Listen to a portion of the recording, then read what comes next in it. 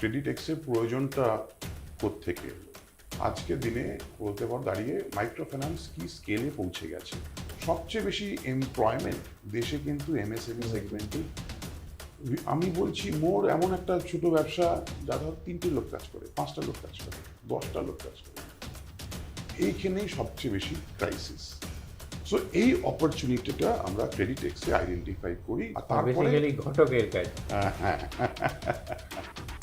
আমরা নিজেদের সফটওয়্যার যেটা বানিয়েছি, আমাদের অনবোর্ডিং প্ল্যাটফর্ম, কিছু হয়তো মিস আউট করে যাচ্ছে, যেগুলো হয়তো লোন অনেক সময় কাস্টমাররা ইনস্ট্যান্ট লোন পাচ্ছে, নিয়েও নেয়, পরে পস্তায়। আপনার দোকানে কমসে কম অ্যাটলিস্ট একটা স্ক্যানার লাগান। এইটা তো you are doing pan India. 3জন খুব বড় বড় এনবিএফসির সাথে টাই আপ করেছি। What next? আগামী 5 বছরে আমরা 100,000 crore। নমস্কার, আজকে একটা সম্পূর্ণ নতুন এপিসোডে একটা নতুন বিষয়, কিন্তু সামাজিক পরিপ্রেক্ষিতে একটা খুব গুরুত্বপূর্ণ বিষয় নিয়ে আমরা বলবো আড্ডাই দিতে বসেছি।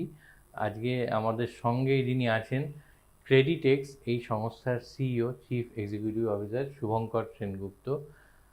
আমরা অনেকেই হয়তো শুনেছি যেটা চারবাক দর্শন বলে, তাতে বলা হয় যাবজ্জীবের শুভং জীবের ঋণং কৃত্বা ঘৃতং পিবেত। এটা ঋণের একটা অন্য ব্যাখ্যা, কিন্তু ওইটাই যদি নাও ধরি, প্রেজেন্ট ডে ব্যবসা বা এন্টারপ্রেনারশিপ, উদ্যোগ, এই কনটেক্সটে যদি আমরা দেখি, সেক্ষেত্রেও লোন, ঋণ এর একটা ভূমিকা আছে, খুবই গুরুত্বপূর্ণ ভূমিকা, কারণ ওটা একটা অর্থের যোগান, সেই দিকটাকে টেক কেয়ার করে আর কি। তো আমি প্রথমে যেটা জানতে চাইবো তোমার কাছে, এই যে ক্রেডিটেক্স এর যে জন্মটা হলো, কারণ বাজারে ঋণ দেওয়ার জন্যে হাজার একটা সংস্থা আছে, তো ক্রেডিটেক্স অ্যাকচুয়ালি নিজেরা বোধহয় ঋণ দেয় না, আমি যতটুকু বুঝেছি, কিন্তু এই পুরো প্রসেসটাকে, প্রক্রিয়া যেটা, সেইটাকে অনেক বেশি খুব সিমলেসলি একটা ত্বরান্বিত করে, অনেক সহজ করে তোলে, সবার কাছে যারা বড় আর তাদের জন্য সহজ প্রাপ্য করে তোলে। তো আমি একটু জানতে চাইবো, এই ক্রেডিটেক্সের জন্মটা কিভাবে হলো, বা কোন গ্যাপটা থেকে, কোন গ্যাপটা ব্রিজ করার জন্য ক্রেডিটেক্সের জন্ম হলো? ঠিক। তো ঋত্বিক, আমি তোমার সেকেন্ড পয়েন্টটা থেকেই শুরু করছি। ক্রেডিটেক্সের প্রয়োজনটা কোত্থেকে এলো? আমরা দেখতে পাচ্ছি যে গত 25-30 বছরে ইন্ডিয়াতে আমরা এই ফাইন্যান্সিয়াল ইনক্লুশনের কথাটা খুব উঠছে। হ্যাঁ, মানে সাধারণ মানুষের কাছে, গরিব লোকের কাছে ঋণের পরিষেবাটা যাতে আরও বড় স্কেলে হয়, এটা প্রাইভেট অর্গানাইজেশনস, সরকার, আরবিআই সবাই এটার উপরে ফোকাস করছে। আর আমরা দেখতে পেয়েছি বিশেষ করে গত 15-20 বছরে কি দ্রুতভাবে আজকের দিনে বলতে পার দাঁড়িয়ে মাইক্রো ফাইন্যান্স কি স্কেলে পৌঁছে গেছে। অনেক মাইক্রো ফাইন্যান্স কোম্পানি স্টক মার্কেটে লিস্টেড হয়ে গেছে। আরও বেশি micro finance company micro finance থেকে ওরা স্মল ফাইন্যান্স ব্যাংক হয়ে গেছে। তো অ্যাজ ফার অ্যাজ যেটা আমরা ক্ষুদ্র ঋণ বলি, এটা এখন ভারতবর্ষের বেশিরভাগ জায়গায় ঘরে ঘরে পৌঁছে গেছে। আজকে ভারতবর্ষে কোনো একটি গ্রামে বা বস্তি অঞ্চলে কোনো যদি মহিলা বলে আমার ছোট্ট ব্যবসাটার জন্য একটু 50,000 40,000 একটা লোন হলে ভালো হতো, ব্যবসাটা বাড়াতে পারতাম, সেটা কিন্তু পেয়ে যাবে। আছে 3-4 জন আছে ওই পাড়াতেই লোন দেওয়ার জন্য। কিন্তু এখন আমাদের দেশে যারা আমরা এই ফাইন্যান্সিয়াল ইনক্লুশন নিয়ে কথা বলি, আমাদের আরেকটা জায়গায় এখন ফোকাস করা খুব দরকার। হ্যাঁ, মাইক্রো ফাইন্যান্স শুধু ফাইন্যান্সিয়াল ইনক্লুশন না, financial inclusion is much bigger. আর তার মধ্যে যখন ঋণের কথাও বলি, এখন আমরা দেখতে পাচ্ছি যে এমএসএমই যেই সেগমেন্টটা, মাইক্রো ফাইন্যান্স থেকে যারা এক লেভেল ঊর্ধ্বে আর 2-3 লেভেল ঊর্ধ্বে, এই সেগমেন্ট আমাদের জানতে হবে যে এই এমএসএমই সেগমেন্ট হচ্ছে ইন্ডিয়াতে 7 কোটির উপরে আছে। অ্যাগ্রিকালচারের পরে সবচেয়ে বেশি এমপ্লয়মেন্ট দেশে কিন্তু এমএসএমই সেগমেন্টেই ক্রিয়েটেড হয়। আর এমপ্লয়মেন্ট এই মানে না যে বড় কারখানা 100 জন, 200 জন, 300 জন কাজ করছে, সেটা আছে, কিন্তু সেটা খুব স্মল নাম্বার। আমি বলছি মোর এমন একটা ছোট ব্যবসা যা ধর 3টে লোক কাজ করে, 5টা লোক কাজ করে, 10টা লোক কাজ করে, এদের সংখ্যা আরো অনেক বেশি। এই ব্যবসা যারা চালাচ্ছে সে গরিব না, সেইভাবে, সেই অর্থে গরিব না। হয়তো ব্যবসাটা আর একটু ইনফর্মাল বা সেমি ফর্মাল হতে পারে, তার হয়তো অনেক বেশি শিক্ষা দীক্ষা নেই, কিন্তু তার ব্যবসা বাড়াবার জন্য সেও একটা খুব বড় প্রবলেম ফেস করছে, যে সেও সময় মতো সঠিক পরিমাণে ঋণ পাচ্ছে না। খুব ইন্টারেস্টিংলি, ওর ফ্যাক্টরিতে যে লোকটা কাজ করে, ওই ওয়ার্কারের বউ যে সেলাই মেশিন চালায়, কিছু করে, সেই মহিলা কিন্তু 50,000 টাকা পেয়ে যাবে। এই লোকটার হয়তো 10 লাখ টাকা দরকার, মেশিন কিনবে, ওয়ার্কিং ক্যাপিটাল লাগবে, সে কিন্তু সহজে পাবে না। So there is a gap between ওই এমএসএমই অ্যান্ড মাইক্রোফাইন্যান্স, এই দুটোর মধ্যের একটা লেয়ার, এটাকে বলতে পারো মিসিং মিডিল। আগে বলতো লোকে Fortune lies at the bottom of the pyramid, pyramid. এখন হচ্ছে ফরচুন ইজ অ্যাকচুয়ালি একটা the middle of the pyramid. হ্যাঁ, কারণ যেই এমএসএমইটাও দেখো একটা পিরামিড হিসেবেই তুমি দেখো, এমএসএমই যারা টপ এন্ড, আসলে এমএসএমই ডেফিনিশনটা তো খুব ব্রড। যে কোম্পানির লেটাস 400-500 কোটি টার্ন ওভার, সব জিএসটি, আইটি রিটার্ন, অডিট সব কিছু পাক্কা হয়, সেও এমএসএমই। আবার কেউ একটা ওয়েল্ডিং মেশিন চালাচ্ছে, কারখানা চালাচ্ছে, 2-3টে লেথ মেশিন আছে, সেও এমএসএমই। হ্যাঁ, কিন্তু দুজনকে অ্যাকচুয়ালি কম্পেয়ার করা যায় না। এই যে টপ এন্ডে যে ফ্যাক্টরি চালাচ্ছে, বসে আছে, আজকের দিনে সে কিন্তু লোনটা পাচ্ছে, কিন্তু তার turnover is in crores, dozens of crores. এইখান থেকে তুমি যত স্কেলে যত নিচে নামতে শুরু করবে, তত তুমি দেখবে ক্রেডিট গ্যাপটা বেড়ে যাচ্ছে, কতটা চাহিদা আর কতটা সাপ্লাই। বিশেষ করে বলতে পারো যেসব এন্টারপ্রাইজে মোটামুটি 2-3 লাখ থেকে যাদের 25 লাখ মতন দরকার, এইখানেই সবচেয়ে বেশি ক্রাইসিস।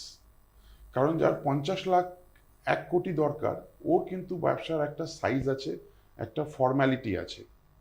ফর্ম্যালিটি বলতে আমরা কি বলছি, মানে IT return, GST return, bank স্টেটমেন্টে সব রকম ট্রানজাকশন, যার ভিত্তিতে একটা ব্যাংক একটা অ্যাসেসমেন্ট করতে পারবে এই লোকটার কত টার্নওভার, কীরকম ক্যাশ ফ্লো, একে আমার লোন দেওয়া উচিত কি উচিত না, কতটা দিতে পারবো, এই জাজমেন্টটা করতে পারবে।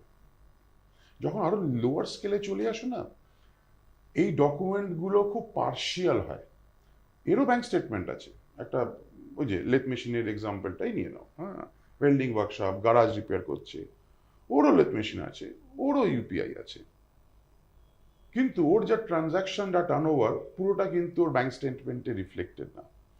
ওর স্কেল অফ ব্যবসা হয়তো জিএসটি থ্রেশহোল্ডের নিচে, বা ওর জিএসটি রেজিস্ট্রেশন থাকলেও পুরো ব্যবসাটা কিন্তু জিএসটিতে রিফ্লেক্ট হচ্ছে না। তো এগুলো আমি বলবো আর মোর ইনফর্মাল, সেমি ফর্মাল এন্টারপ্রাইজেস, এদের অ্যাসেসমেন্ট করাটা আরো অনেক ডিফিকাল্ট হয়ে দাঁড়ায়।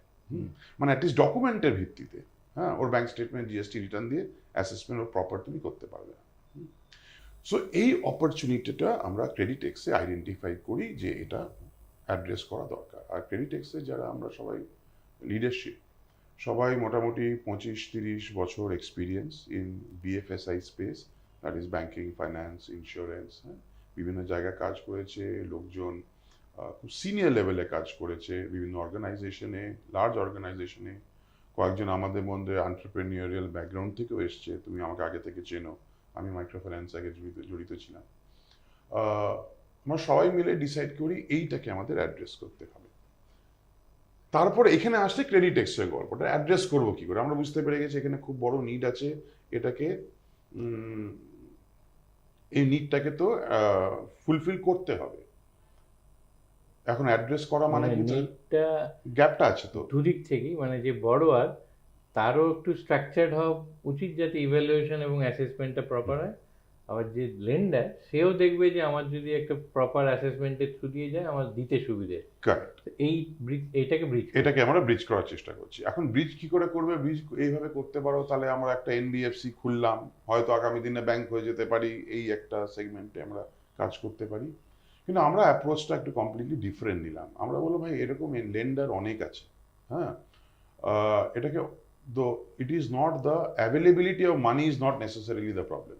হ্যাঁ, দুটো প্রবলেম আছে, একটা হচ্ছে মেকিং মানি অ্যাভেলেবল, সেইটা হচ্ছে প্রবলেম, থ্রু প্রপার প্রসেস। হ্যাঁ, মেকিং দ্য মানি অ্যাভেলেবেল, তাহলে দুটো পার্ট, একটা হচ্ছে আউটরিচ, কি করে এই কাস্টমারদের কাছে পৌঁছানো যায়, ওয়ান।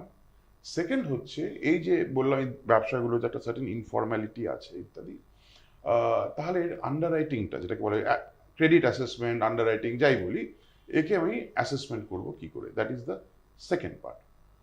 তো এটা আমরা ভাবলাম যে এইখানে আমরা নিজেদের রোল দেখলাম, তাহলে এটা করতে হলে then we are trying to basically become, বলতে পারো দ্য মার্কেট মেকার। যারা যারা আছে তাদের আমরা জয়েন কি করে করব, হ্যাঁ, যাতে ফান্ড ফ্লোটা আরো অনেক লার্জ স্কেলে হয়। This is also kind of an aggregator model in a way. হ্যাঁ, আমরা বলছি নিজেদের উই আর এক্সচেঞ্জ। হ্যাঁ, যে আমাদের থিঙ্কিংটা হচ্ছে যে উই আর এক্সচেঞ্জ প্ল্যাটফর্ম। একদিকে সব লেন্ডাররা থাকবে, বড় বড় ইনস্টিটিউশন, আরেক এন্ডে কাস্টমার থাকবে। বড় যে কাস্টমারের যে ধরনের রিকোয়ারমেন্ট সে ধরনের লেন্ডার আমার কাছে থাকা উচিত, আমি ম্যাচ মেকিংটা করব। তো প্রথমে আমি বোঝার চেষ্টা করি ম্যাচ মেকিংটা আমরা কি করে করতে চাই, বা কাস্টমারের কাছে পৌঁছাবো কি করে, আর তারপরে বেসিক্যালি ঘটকের কাজ। হ্যাঁ, বলতে পারো। হ্যাঁ, আমরা যখন অ্যানালাইজ করলাম এটা, কারণ দেখো এই ধরনের ছোট ছোট ব্যবসা যেগুলো, এটা তো সারা দেশে ছড়িয়ে আছে, তাই তো? শহরাঞ্চলে, গ্রামাঞ্চলে, মফস্বলে, সব জায়গায় আছে। এখন এদের কাছে পৌঁছানো ইজ একটা এক্সপেন্সিভ, টাইম কনজিউমিং একটা এফোর্ট আর কি, এত লোকের কাছে কি করে পৌঁছাবে। তো আমরা এইভাবে দেখলাম জিনিসটাকে, দেখো গ্রাসরুট প্রেজেন্স যদি চাই, আমাদের দেশে কিন্তু অলরেডি অনেক গ্রাসরুট অর্গানাইজেশন অলরেডি আছে, যারা বিভিন্ন রকম কাজ টাজ করছে। তো প্রশ্নটা এটাই ছিল যে আমরা কি এদের ইউজ করতে পারি কোনোভাবে এই এমএসএমই সেগমেন্টকে কেটার করার জন্য। তো আমি একটা এক্সাম্পল দিয়ে তোমাকে বোঝাচ্ছি। এই যে মাইক্রো ফাইন্যান্স অর্গানাইজেশন, এখন মাইক্রো ফাইন্যান্স অর্গানাইজেশন কি করে, ওই ক্ষুদ্র ঋণ 50,000, 40,000 সব জায়গায় দিচ্ছে, ওর ম্যান পাওয়ার আছে, লোকজন অনেক জায়গায়, ফিল্ড স্টাফ আছে ইত্যাদি। ওরা কিন্তু 5 লাখ 10 লাখ দেয় না। কেন দেয় না? ওদের ওই লোনগুলোকে কি করে ম্যানেজ করব, কি করে অ্যাসেসমেন্ট করব, ওরা জানে না। এটার জন্য আলাদা করে ওদের কাছে পয়সা নেই, ওরা যা পয়সা পায় একটা রেস্ট্রিক্টেড একটা ইউজের জন্য পয়সা থাকে। আর সেহেতু এই রিস্কটা ওরা নিতে চায় না। কিন্তু এই অপরচুনিটি আছে, ওদের কাছে লোকজন আসে, কে দাদা আপনারা তো দিচ্ছেন 50,000, 1 লাখ এইসব জায়গায় দিচ্ছেন, আমার তো 10 লাখ দরকার, এরকম ব্যবসাতে পাচ্ছি না, আমার কিছু করিয়ে দেন। মাইক্রো ওদের কিছু করতে পারে না, তো দ্যাটস আ লস্ট অপরচুনিটি। আমরা মাইক্রো ফাইন্যান্স অর্গানাইজেশনদের বলছি, ঠিক আছে তুমি এই লোকটাকে নিজের ফান্ডস থেকে দিতে পারছো না, কিন্তু তুমি আমার সাথে কাজ করে এই লোকটার জন্য কোনো ব্যাংক থেকে ফান্ডস একটা পাইয়ে দেওয়ার ব্যবস্থা কিছু করা যেতে পারে না? আর যার বিনিময়ে ব্যাংক একটা আমাদের নিশ্চয়ই কিছুটা পে আউট দেবে, যেটা তুমি পাবে সাবস্ট্যান্সিয়ালি। তো তোমার জন্য একটা রেভিনিউ হয়ে গেল, প্লাস তুমি অ্যাজ অ্যান এমএফআই তোমাকে খুব এক্সট্রা এফার্ট নিতে হচ্ছে না, কারণ ওই অঞ্চলে তোমার ছেলেরা তো যাচ্ছে রোজ নিজের বড়দের কাছে, ওইখানে একটা দেখলো একটু দোকানপাট একটু ভালো সালো, গেল কথা বললো এরকম লোন পাওয়া যায়, সে যদি ইন্টারেস্টেড হয় তাহলে তুমি কাস্টমারের অ্যাপ্লিকেশনটা তুলে নাও। আর অ্যাজ অ্যান এমএফআই তোমাকে রিস্ক নিতে হচ্ছে না, কারণ বাই চান্স যদি যাই হোক 100টা লোন দিলে 1টা 2টো লোন খারাপ হলো, ওটার কিন্তু দায়বদ্ধতা তোমার না, ওটা ব্যাংক, ওই রিস্ক ব্যাংক দিচ্ছে। ব্যাংক নিজের মতন অ্যানালাইজ করবে। তুমি কি করে হেল্প করলে ব্যাংকে, তুমি ওই ব্যাংকের প্রোডাক্ট নিয়ে কাস্টমারের কাছে গেলে, কাস্টমার জানতে পারলো এরকম প্রোডাক্ট আছে, যারা ইন্টারেস্টেড এই লোনের জন্য তারা নিজেদের আবেদনটা দিল, রাইট? তো for the MFI it is very low incremental cost, plus all this benefit is দেয়ার।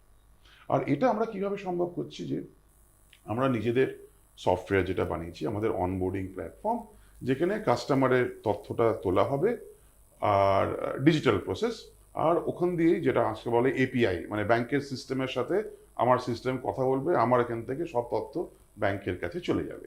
তারপরে ওই ব্যাংক প্রথমে ইনিশিয়াল দেখে নেবে ঠিকঠাক ওভারঅল আছে কিনা, তারপর অফকোর্স ব্যাংক নিজের প্রসেস করবে, সেই কাস্টমারের সাথে কথা বলবে, আরও কাগজপত্র চাইতে পারে, দেখবে, সেটা ব্যাংক করবে। তাহলে ব্যাংকের আমি আউটরিচ প্রবলেমটা এইভাবে সলভ করছি। নেক্সট পার্টটা রয়ে গেল, সেটা হচ্ছে এই অ্যাসেসমেন্টটা কি করে হবে। হ্যাঁ, কারণ এই যে এর আগে বলছিলাম যে এদের কাছে সব বিজনেস টার্নওভারের সব ডকুমেন্ট থাকে না, অনেকটা ক্যাশ কম্পোনেন্ট থাকে, ইত্যাদি ইত্যাদি। এইখানে দুটো অ্যাসপেক্ট আছে। একটা আমি বলবো, যেটা আমরা খুব এক্সাইটেড যেটা নিয়ে, which is around data science, ওটা আসছি আমি।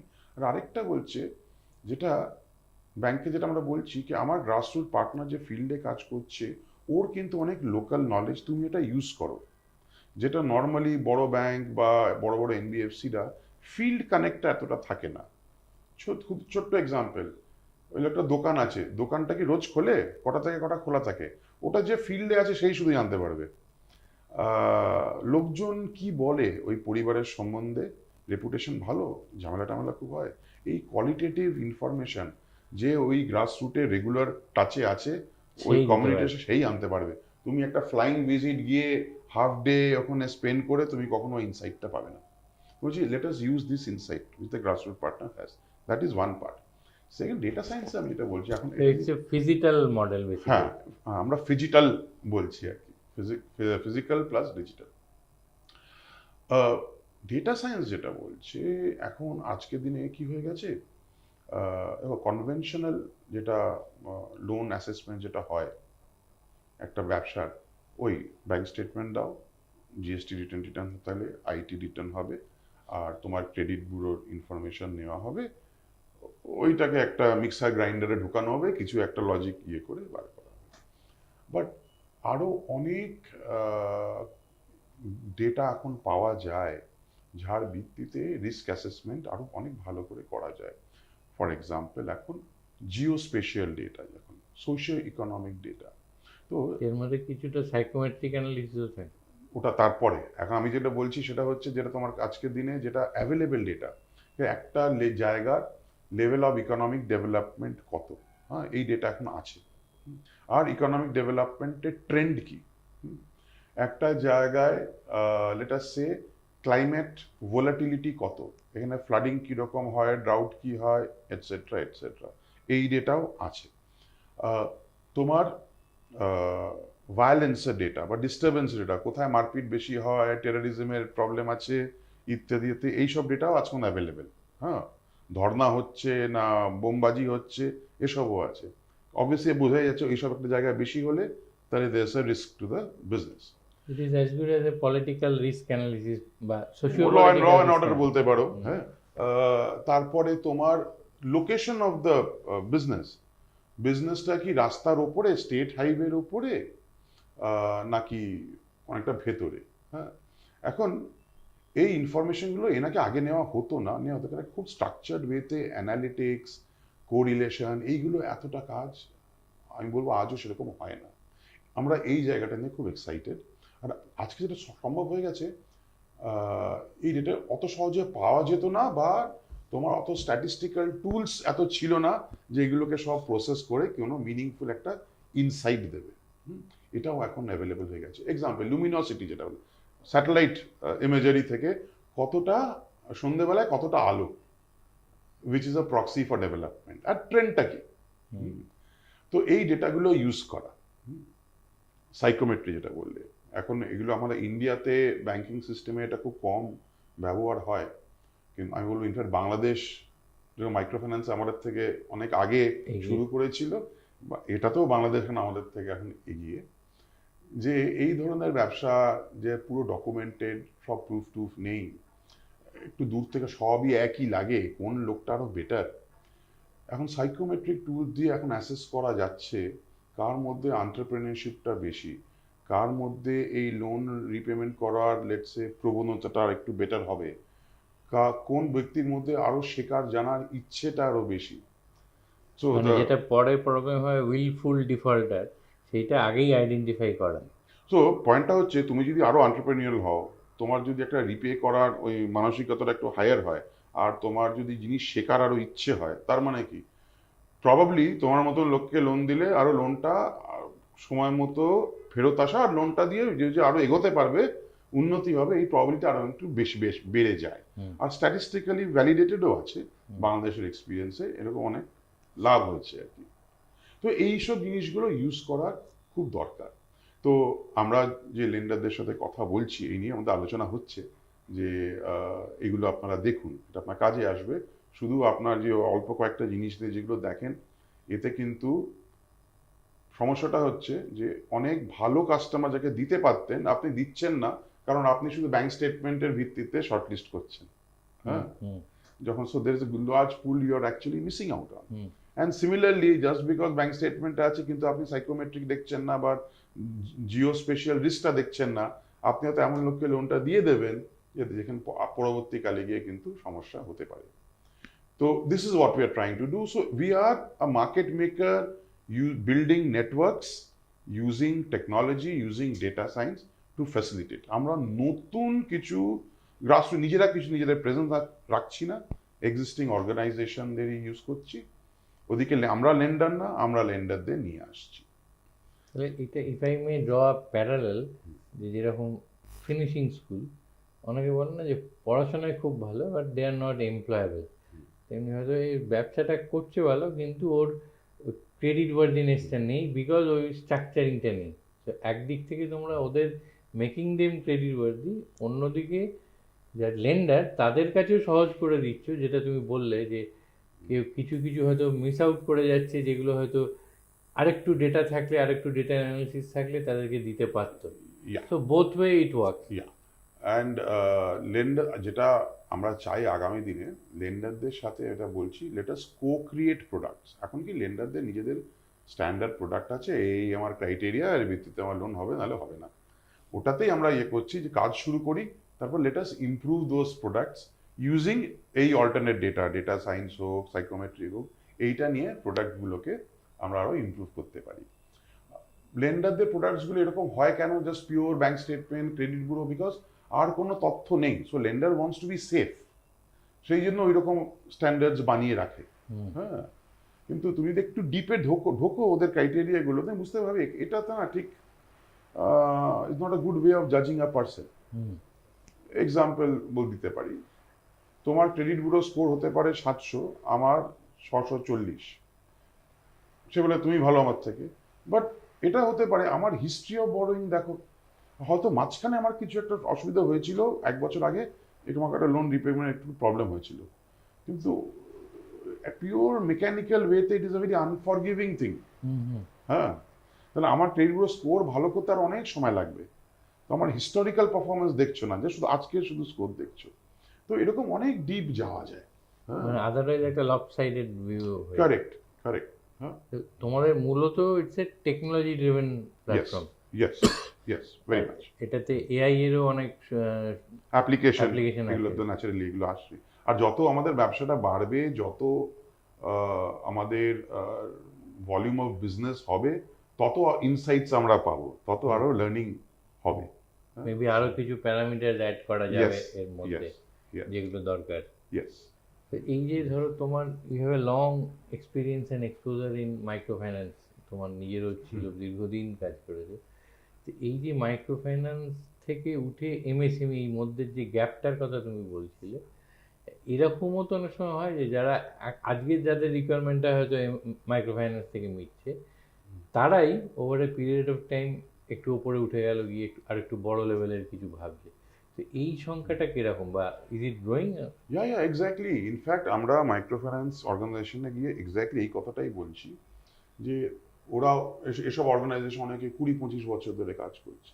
যে সময়ের সাথে যাদের সাথে কাজ করেছো, যখন তোমাদের সাথে তারা জুড়ে ছিল, হয়তো খুব গরিব ছিল, হয়েছিল, সময়ের সাথে তারাও প্রোগ্রেস করেছে। হ্যাঁ, তো আর ওটা মানে তাই যে এরকমও কাস্টমার অনেকে আছে যে লাইফে প্রোগ্রেস করে একটু এন্টারপ্রাইজিং ছিল, আজ যে অবস্থায় তার এই মাইক্রো ফাইন্যান্স লোনের খুব একটা না লাভ হয় না, ও আরো বেশি চায়, কিন্তু সে এমএফআই দিতে পারছে না, যদিও সে জানে এত ভালো তার ট্র্যাক রেকর্ড। আর ন্যাচারালি অন্য কেউ দিচ্ছে না, বা দিলেও হয়তো খুব হাই ইন্টারেস্টে হয়তো কারোর থেকে নিতে হচ্ছে। এখন তো এসব ডিজিটাল লেন্ডার এত চলে এসছে। হ্যাঁ, ওখানে তো ইন্টারেস্ট রেট তো চূড়ান্ত, লোকে বোঝেও না অনেক সময়, কাস্টমাররা ইনস্ট্যান্ট লোন পাচ্ছে, নিয়েও নেয়, পরে পস্তায়। বাট এনিওয়ে, তো এতে তোমরা বলছি এই কাস্টমার তোমার হাত থেকে তো চলে যাচ্ছে, আরে এ না কেউ অন্য কোথাও গিয়ে খুব স্যাটিসফাইড নেই, অপশন নেই, তুমি ওদের কাছে যাও। হ্যাঁ, ওদেরই যে কোনো মাইক্রো ফাইন্যান্স অর্গানাইজেশন যে 5-10 বছর ধরে কাজ করছে, ইজিলি ওর টপ 5-10% যে কাস্টমার বেস আছে, তারা কিন্তু অ্যাকচুয়ালি মাইক্রো ফাইন্যান্সের লেভেলের উপরে চলে এসছে। হয়তো কেউ এখনো নিচ্ছে, because something is better than nothing, কিন্তু খুব একটা নেই। এখানে একটা হায়ার টিকিট দেওয়া যেতে পারতো, ডেফিনেটলি। এই সেগমেন্টের সাথে আমরা এই সেগমেন্ট যারা গ্র্যাজুয়েট করেছে এদের আমরা কেটার করতে চাইবো। তো তোমাদের রোলটা কি শুধু ম্যাচ মেকিং, না মাচ বিয়ন্ড দ্যাট, মানে ইন দ্য সেন্স যে ধরো এই যে সেগমেন্টের কথা তুমি বলছো বা যেটা তোমাদের টার্গেট গ্রুপ, তাদেরকে একটু লিটল বিট অফ গ্রুমিং বা ফাইন টিউনিং করে যাতে তারা কেপেবল হয়ে ওঠে, ঠিকঠাক কাগজপত্র ঠিক করা, কমপ্লায়েন্সগুলো ঠিক করা, এইখানেও কি রোল থাকবে না? হ্যাঁ দেখো, এটা না একটু ন্যাচারালি হবে। ফর এক্সাম্পল, এখন গভর্নমেন্ট থেকে বা ব্যাংকস থেকে সবাই বলছে উদ্যম এনরোলমেন্ট করো। অনেক লোকের উদ্যম নেই, জানে না, এগুলো আমরা করিয়ে দিচ্ছি ফিল্ডে। আর উদ্যম এনরোলমেন্টটা খুব ইজি, সময়ও লাগে না। তারপরে সবাইকে এনকারেজ আমরা করছি যে আপনার দোকানে কমসে কম অ্যাটলিস্ট একটা স্ক্যানার লাগান। ওটা তো বেড়েও গেছে, তাও অনেকেও অনেক জায়গায় পাবেন, দেখবেন নেই হয়তো। হ্যাঁ, স্ক্যানারে যত ট্রানজাকশন করবেন তার মানে আপনার ব্যাংকে ট্রানজাকশন হচ্ছে, আপনি একটা নিজের রেকর্ড বানাচ্ছেন। হ্যাঁ, তো এটা একটা ন্যাচারাল প্রোগ্রেশন হচ্ছে। হ্যাঁ, যেটা আমরা উইথ আওয়ার গ্রাসরুট পার্টনার্স, কারণ এটা আমরা আগে করতে পারবো না। যে অর্গানাইজেশন টাই আপ করেছি গ্রাসরুট, তাদের সাথে মিলে এগুলো আমরা ডেফিনেটলি অ্যাডভোকেসি এটা করছি। এইটা তো you are doing pan India. হ্যাঁ, আমাদের যেটা টাই আপ, আমরা অলরেডি টাই আপ অনেকগুলো গ্রাসরুট অর্গানাইজেশনের সাথে করে ফেলেছি। সো মোটামুটি entire north, central and east India is covered. আমাদের সাউথ ইন্ডিয়ার, ওয়েস্ট ইন্ডিয়ায় অল্প পার্টনার্স আছে, এখন ওইটা ফোকাস করছি ওইখানে বাড়াবার জন্য। আর প্রোডাক্টগুলো, which are the product that you so বিভিন্ন লেন্ডার, সো আমরা এই মুহূর্তে নিজেরা তো প্রোডাক্ট বানাচ্ছি না, লেন্ডারের প্রোডাক্ট, আর লেন্ডারকে যা বলে একটু প্রোডাক্টটাকে একটু মডিফাই, ইমপ্রুভ করা। তো এই মুহূর্তে আমরা 3জন খুব বড় বড় এনবিএফসির সাথে টাই আপ করেছি, খুব ন্যাশনাল লেভেল ইনস্টিটিউশন। তো ওদের বিজনেস লোন, ওদের যেটা আনসিকিউরড বিজনেস লোন, ওইটা আমরা এখন লঞ্চ করেছি। আমরা secured loan against property, secured business loan আমরা লঞ্চ করছি। আমাদের অ্যাটলিস্ট আরও 4-5টা ব্যাংকের সাথে কথা চলছে, ইনক্লুডিং স্মল ফাইন্যান্স ব্যাংকস। তো ওরা খুব ইন্টারেস্টেড, কারণ স্মল ফাইন্যান্স ব্যাংকসরা তো ঠিক এক্স্যাক্টলি মাইক্রোফাইন্যান্স ব্যাকগ্রাউন্ড থেকে তো মোস্টলি এসছে। তো ওরা আমাদের এই ভ্যালু প্রপোজিশনটা খুব বুঝেছে। হ্যাঁ, আর যেটা আমরা ব্যাংকদের বলি যে আমাদের গ্রাসরুট পার্টনার যারা, ওরা শুধু তোমাকে তো কাস্টমার খুঁজে দিচ্ছে না, সেটা তো পারেই, ওটা তো ইজিয়ার, কিন্তু যে একটা রেগুলার একটা কানেক্ট মেনটেন করা, যেটা একটা প্রয়োজন। হ্যাঁ, ও ব্যবসা ঠিক মতন চলছে কিনা, তাহলে কিছু প্রবলেম যদি দেখা দেয়, যেটাকে আর্লি ওয়ার্নিং সিগন্যাল বলে, এখানে একটা প্রবলেম হতে চলেছে। হ্যাঁ, বা একটা রেগুলার ইএমআই রিমাইন্ডার দেওয়া। কারণ দেখো, এই সেগমেন্ট যারা একটু ইনফর্মাল না, ধরো না মাসে মাসে 5 তারিখে তাই রিপে করার কথা, রিপে করবে কি করে? ই-ন্যাচ দিয়ে ব্যাংক থেকে টাকা কাটা যাবে, তার মানে তাকে ব্যাংকে অত টাকা রাখতে হবে মনে করে। এই অভ্যেসটা না এই সেগমেন্টে একটু কম। এটা তুমি যে কোনো লেন্ডারের সাথে কথা বলবে, এই সেগমেন্টে দেখবে প্রতি মাসে 30-35% ন্যাচ বাউন্স হয়। মানে 5 তারিখে 70 জন পে করে, 30 জন করে না। Not because he doesn't want to repay or any other problem, ওই গিয়ে ব্যাংকে টাকা জমা করা হয়নি, তারপর ফলো আপ করতে হয়, তারপর টাকাটা জমা করে ইত্যাদি। এতে ব্যাংকের তো অনেক খরচা। তো আমাদের যেটা বক্তব্য, যে আমার গ্রাসরুট পার্টনার যদি গিয়ে একটা ফিজিক্যাল রিমাইন্ডার দিয়ে দেয় কি দাদা আপনার 14,000 টাকা 5 তারিখ কাটা যাবে, প্লিজ অ্যাকাউন্টে টাকা রাখুন, এই ফিজিক্যাল রিমাইন্ডারটা is a much more valuable না একটা হোয়াটসঅ্যাপ বা একটা SMS বা কোনো একটা ফোন কলের থেকে। তো এই কাজটা তো আমার গ্রাসরুট পার্টনার করতে পারবে। তো এইটা এই জায়গাটাতে তোমরা কিছুটা হলেও মাইক্রো ফাইন্যান্সের মডেলটাই, যে একদম পার্সোনাল টাচ গিয়ে। কারেক্ট। আর এই গ্রাসরুট পার্টনারের জন্য গিয়ে কন্ট্যাক্ট করাটা খুব লো কস্ট, কারণ ওর ছেলে তো এমনিতেই ওদিকে যাচ্ছে, তো তেনাকে আলাদা করে অফিস থেকে বেরিয়েছে 10 কিলোমিটার গিয়ে লোকটাকে রিমাইন্ড করে চলে এসছে, তা না, ওই এলাকাতেই ঘুরে বেড়াচ্ছে, গিয়ে জাস্ট 2 মিনিট হ্যালো হাই করে রিমাইন্ডার দিয়ে চলে এলো। So which is beneficial for everybody. তো এটাও আমরা ব্যাংকদের বলছি ওদের এটা করা উচিত। স্মল ফাইন্যান্স ব্যাংকরা কতটা বুঝছে যে এটা করলে সবাই লাভ। এমনিতে যেটা দেখা যায় যে, যেটা তুমি বারবার জোর দিচ্ছ, যে গ্রাসরুট লেভেলে একটা টিম যারা ফিজিক্যালি বা পার্সোনাল লেভেলে, তো MFI এর এইটাকে লিভারেজ করে অনেকেই ওই কো ব্র্যান্ডেড প্রোডাক্ট, মানে অন্য প্রোডাক্ট বিক্রি করে, ইনক্লুডিং ইন্স্যুরেন্স প্রোডাক্ট। তো তোমাদেরও সেরকম কোনো প্ল্যান আছে কিনা ইভেনচুয়ালি প্রোডাক্ট বাস্কেটটাকে বড় করে বা এক্সপ্যান্ড করে? হ্যাঁ, eventually hopefully finally financial inclusion is more than credit না, credit is one part, insurance, savings, যেরকম যেরকম অপরচুনিটিস আসবে আর রেগুলেটরি এনভায়রনমেন্ট যা যা অ্যালাউ করবে ডেফিনেটলি এগুলো আমরা করব। আমরা এই মুহূর্তে ধরেছি লেন্ডিং। হ্যাঁ, লেন্ডিংটা দিয়ে শুরু করি, একটা তাহলে কি একটা এন্টায়ার একটা নেটওয়ার্ক, একটা বেসটা কাস্টমার তৈরি বেস তৈরি হয়ে গেলে opportunity for other things also start coming. MFI এর যেরকম একটা ফোকাস থাকে একটু মহিলা, তুমি নিজেই জানো এটা করেছো, তো এখানেও কি তোমাদের কোনো ফোকাস থাকছে না, মানে কোনো জেন্ডার ফোকাস থাকছে কিনা? না, ঠিক সেইভাবে না। দেখো, একটা তো হচ্ছে যারা মাইক্রো ফাইন্যান্স থেকে যে কাস্টমাররা উঠে আসবে এখানে, এখানে প্রিডমিনেন্টলি উইমেন একটা হবে। বাট আমাদের দেশের এটাও রিয়ালিটি ইজ দ্যাট তোমার এই এমএসএমই, একটু বেটার হায়ার লেভেলের এমএসএমই, মানে ওই যে 3 থেকে 25 লাখ টাকা নেওয়ার ক্ষমতা যে ধরনের কথা আমরা বলছি, এটা কিন্তু স্টিল মেল ডমিনেটেড। হ্যাঁ, তো ওই রিয়ালিটিটা ডিনাই করা যায় না। Definitely there will be a thrust towards more women borrowers because as I said microfinance থেকে অটোমেটিক্যালি একটা আসবে। হ্যাঁ, আদারওয়াইজ গ্রাউন্ডে ডেফিনেটলি উইমেন বড়োয়ার পেলে তো এভরিওয়ান উইল বি হ্যাপিয়ার। আর ওটা তো প্রোভেনও, women borrowers are better at loan repayment. হ্যাঁ, বাট অফকোর্স কাজ আমরা সবার সাথেই করবো। হোয়াট নেক্সট, মানে এই যে একটা মডেল তৈরি হচ্ছে, এটা সেটেল ডাউন করতে একটু হয়তো সময় নেবে, বাট কিছু তো must be some future planning at the back of your mind, এখান থেকে কোন দিকে এগোতে চাইছো, what will be the next level like? দেখো, আমরা তো পুরোপুরি এটার উপরে এই মুহূর্তে focused. This is hard work because দেখো, একটু দূর থেকে কথা শুনে মনে হয় এটা তো ঠিকই আছে, ব্যাংক আছে, ওখানে গ্রাসরুট অর্গানাইজেশন আছে, ও নিজের ফিল্ড ফোর্সকে ইউজ করে এখানে লিড দিয়ে দেবে, তার বিনিময়ে কিছু পয়সা পাবে, টেকনোলজি দিয়ে ইন্টিগ্রেশন হয়ে যাবে, সব হয়ে যাবে। আজকাল তো অনেক কিছু অনলাইনই হয়ে যায়।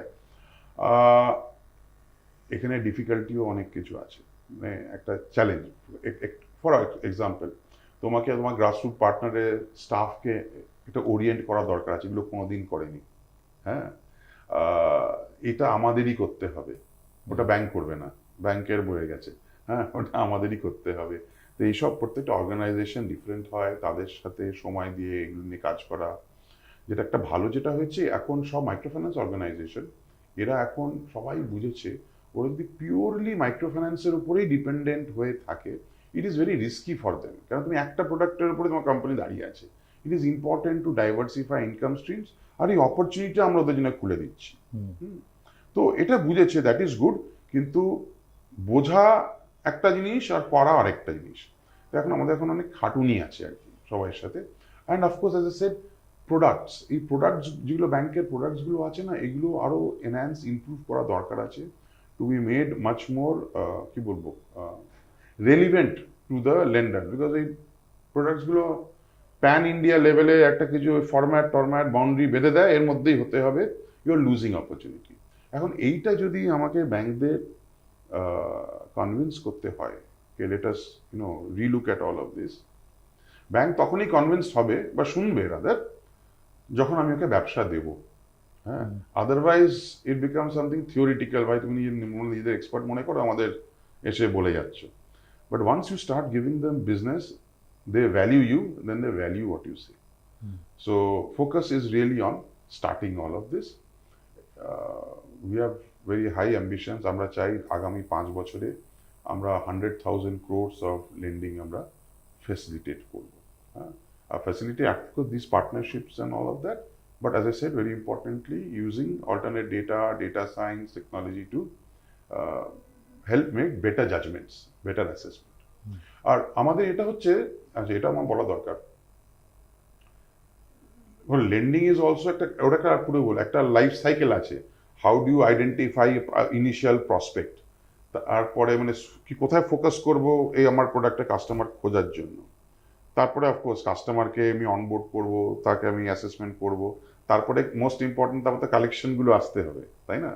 আমাদের এই হচ্ছে প্রত্যেকটার জন্য এন্ড টু এন্ড আমরা টেকনোলজি সলিউশনস আমরা বানাবো, to make the entire process much more কি বলবো এফিশিয়েন্ট, যাতে আরো লেন্ডিং হয়, আর লেন্ডিং শুরু হলে টাকাটা ফেরত আসতে হবে, রাইট? যাতে পোর্টফোলিও কোয়ালিটি ভালো হয়। ফাইনালি তাতেই তো লেন্ডাররা ভ্যালু দেখবে যে ক্রেডিটেক্স এর সাথে কাজ করলে not only I am able to give out large amounts of money, আমার পোর্টফোলিও কোয়ালিটি অনেক বেটার। এই ভ্যালু অ্যাডটা আমাদের করতে হবে, মানে কোয়ালিটি অ্যান্ড কোয়ান্টিটি দুটোই ইয়ে করতে হবে। কারণ ঠিক আছে, লোনটা ব্যাংক দিচ্ছে, টাকাটা ডুবে গেলে হয়তো বলতে পারো আমাদের কোনো লিগ্যাল লায়াবিলিটি নেই, কিন্তু ওই অ্যাপ্রোচটা কাজ করা যায় না। কারণ যদি ব্যাংকের জন্য ব্যবসাটা ভালো হয় তাহলেই ব্যাংক আমার সাথে আরো ব্যবসা করতে ইচ্ছুক হবে। ঠিক। হ্যাঁ, তো আমার ওইভাবে স্টেক আছে to ensure that good quality business happens. আপনারা এখন দেখবেন এই কলকাতা থেকেই গড়ে ওঠা জন্ম হওয়া একটা সংস্থা ক্রেডিটেক্স, যেটা এখন প্রায় সারা ভারতবর্ষ জুড়ে প্যান ইন্ডিয়া যতটা পেরেছে করেছে, আগামী কয়েক মাসে দক্ষিণ ভারত এবং পশ্চিম ভারতেও যাবে। একটা অদ্ভুত ব্যাপার, এরা কিন্তু শুধু একটা সংস্থার বড় হওয়া নয়, এই সংস্থাটা টেকনোলজি ড্রিভেন এমন একটা সংস্থা যাদের মধ্যে একটা মাল্টিপ্লেয়ার এফেক্ট আছে। অর্থাৎ এরা যত এফেক্টিভলি কাজ করবে তত বেশি ওই মিডল অফ দ্য পিরামিড, আমি বটম অফ দ্য পিরামিডটা বললাম না, ওই পিরামিডে আরও নতুন নতুন সংস্থা আরও গড়ে উঠবে। যারা আমরা যেটা দিয়ে শুরু করেছিলাম যে অর্থের যোগানটা খুব গুরুত্বপূর্ণ, সেই অর্থের যোগানের যে প্রক্রিয়াটা ওইটাকেই ওরা ফেসিলিটেট করছে, এবং 100,000 যে সংখ্যাটা ওরা বলছে যেটাকে ফেসিলিটেট করবে আগামী 5 বছরে, সেইটার দিকেও কিন্তু আমাদের চোখ থাকবে। আপনাদেরও চোখ থাকুক। আমাদের এই ধরনের যে সমস্ত ডিস্টিংগুইশ গেস্টদের আমরা আনবো, তাদের সঙ্গে আলাপচারিতার মাধ্যমে আপনারা জানতে পারবেন যে শুধু ব্যবসার নতুন নতুন ক্ষেত্র তৈরি হচ্ছে তা নয়, ব্যবসার ক্ষেত্র এবং পরিধিটাকে বাড়ানোর জন্য অনেক ব্যবসায়িক সংস্থা তৈরি হচ্ছে। তো আগামী দিনের জন্য অনেক অনেক শুভেচ্ছা। অনেক আমি ধন্যবাদ। নিশ্চিত খুব শিগগিরই আমাদের আবার বসার সুযোগ হবে, এবং তখন আমাদের দর্শকদের জন্য আমরা আরও অনেক পজিটিভ খবর এবং আরও অনেক উন্নয়নমুখী খবর নিয়ে আসতে পারবো। আজকে সময় দেওয়ার জন্য অনেক অনেক ধন্যবাদ। Thank you so much Hrithik, thank you সবাই। আনন্দ আর ভালোবাসার দীপ্তিতে গড়া সমুজ্জ্বল পরমা, ঠিক তোমারই মতো। শ্যাম সুন্দর কোম্পানি জুয়েলার্স, আগরতলা, উদয়পুর, ধর্মনগর, কলকাতা।